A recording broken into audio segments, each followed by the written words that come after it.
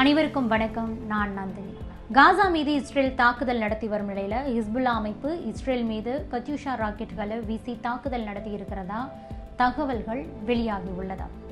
இஸ்ரேலுக்கு ஈரான் ஒரு பக்கம் எச்சரிக்கை விடுத்திருக்காங்க, இன்னொரு பக்கம் ஹிஸ்புல்லா தாக்குதல் நடத்தியிருக்காங்க.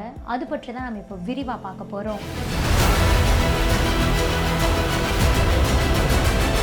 மத்திய கிழக்கு பகுதியில் கடந்த சில மாதங்களாகவே மீண்டும் பதற்றமான ஒரு சூழல் ஏற்பட்டிருக்கு.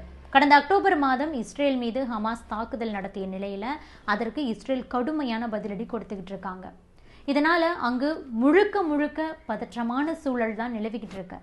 காசாவில் நடத்தக்கூடிய தாக்குதலுக்கு சர்வதேச அளவில் எதிர்ப்புகள் கிளம்பினாலும் கூட இஸ்ரேல் அதை பொருட்படுத்தவே இல்லை, தாக்குதலை நிறுத்தவே இல்லை. ஹமாஸை முழுமையாக அழிக்கிற வரைக்கும் இந்த போரை நிறுத்த போகிறதில்ல அப்படிங்கிறதுல இஸ்ரேல் உறுதியாக இருக்காங்க. இதனால் அங்கு மோதல் தொடருது. இந்த சூழலில் தான் ஹமாஸ் தலைவர் இஸ்மாயில் ஹனியே தெஹ்ரானில் படுகொலை செய்யப்பட்டிருக்கிறதா ஹமாஸ் அறிவிச்சிருக்காங்க. ஏற்கனவே அவர் மீது கடந்த 2004ஆம் ஆண்டிலிருந்தே பல முறை கொலை முயற்சி தாக்குதல் நடத்தப்பட்டிருக்கு. இருந்தாலும் அப்போவெல்லாம் அவர் தப்பிச்சிட்டார். ஆனால் இந்த முறை அவர் மீதான தாக்குதலில் அவர் கொல்லப்பட்டிருக்கார்.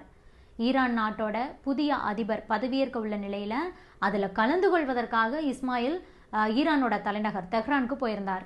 அப்போது யாருமே எதிர்பார்க்காத வகையில் இஸ்ரேல் ஏவுகணை தாக்குதல் நடத்தி இருந்தாங்க. அப்போது தான் இஸ்மாயில் கொல்லப்பட்டிருக்கார்.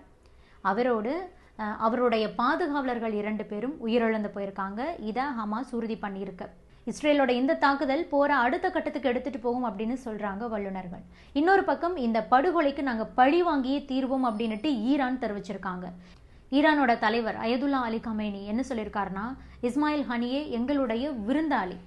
இவர் பல ஆண்டுகளாக இந்த கண்ணியமான போர்ல தன்னுடைய கௌரவமான வாழ்க்கையை தியாகம் செய்யறதுக்கு தயாரா இருந்தாரு. அவரை இஸ்ரேல் தற்போது கொன்றிருக்க. இதன் மூலமா தனக்கென ஒரு கடுமையான தண்டனையை இஸ்ரேல் தனக்காக உருவாக்கி கொண்டிருக்காங்க. இஸ்ரேலை பழி வாங்கிறத நாங்கள் எங்களுடைய கடமையாக கருதுகிறோம் அப்படின்னு சொல்லியிருக்காரு. இதன் மூலமா இஸ்ரேல் மீது ஈரான் நேரடியாக தாக்குதலில் ஈடுபடுறதுக்கான வாய்ப்பு இருக்கு அப்படின்னு தான் சொல்றாங்க சர்வதேச அரசியல் விமர்சகர்கள். இந்த கொலை தொடர்பாக ஹமாஸ் ஒரு அறிக்கை விடுத்திருக்காங்க. அதில் என்ன சொல்லியிருக்காங்கன்னா, முஜாஹித் இஸ்மாயில் ஹனியே கொல்லப்பட்டதுக்கு நாங்கள் இஸ்ரேலை பழி வாங்காமல் விடமாட்டோம் அப்படின்னுட்டு அவங்களும் சொல்லியிருக்காங்க. இந்த நிலையில தான் ஹமாஸுக்கு ஆதரவாக செயல்படக்கூடிய ஹிஸ்புல்லா அமைப்பு இஸ்ரேல் மீது தாக்குதல் நடத்தியிருக்காங்க. டஜன் கணக்கான கத்யூஷா ராக்கெட்டுகளை ஏவி ஹிஸ்புல்லா அமைப்பு தாக்குதல் நடத்தியிருக்கு. கத்யூஷா அப்படிங்கிறது பார்த்தீங்கன்னா சோவியத் காலத்து ஏவுகணைகள். சோவியத் யூனியன் பார்த்தீங்கன்னா 2ஆம் உலகப் போரில் இந்த வகை ஏவுகணைகளை பயன்படுத்தியிருக்காங்க. அதில் ஒரு மாடல் தான் தற்போது ஹிஸ்புல்லா பயன்படுத்தி இருக்கிறது. அதிகபட்சமாக 40 கிலோமீட்டரில் இருக்கக்கூடிய டார்கெட்களை தாக்கி அழிக்கிறது. 10லிருந்து 20 கிலோ எடை கொண்ட வார்ஹெட்களை சுமந்து செல்லக்கூடியது. மல்டிபிள் ராக்கெட் லான்ச்சர்களிலிருந்து கிட்டத்தட்ட 12க்கும் அதிகமான கத்யூஷா ஏவுகணைகள் தற்போது இஸ்ரேலுக்குள்ள ஏவப்பட்டிருக்கிறதா இஸ்ரேலில் இருக்கக்கூடிய ஊடகங்கள் செய்தி வெளியிட்டிருக்காங்க. ஷாமாவோட தெற்கு கிராமத்தில் இஸ்ரேல் நடத்தின தாக்குதலில் ஏராளமான அப்பாவி பொதுமக்கள் கொல்லப்பட்டதுக்கு பதிலடியாக தான் இந்த தாக்குதல் நடத்தப்பட்டிருக்கிறதா ஹிஸ்புல்லா அமைப்பும் தெரிவிச்சிருக்காங்க.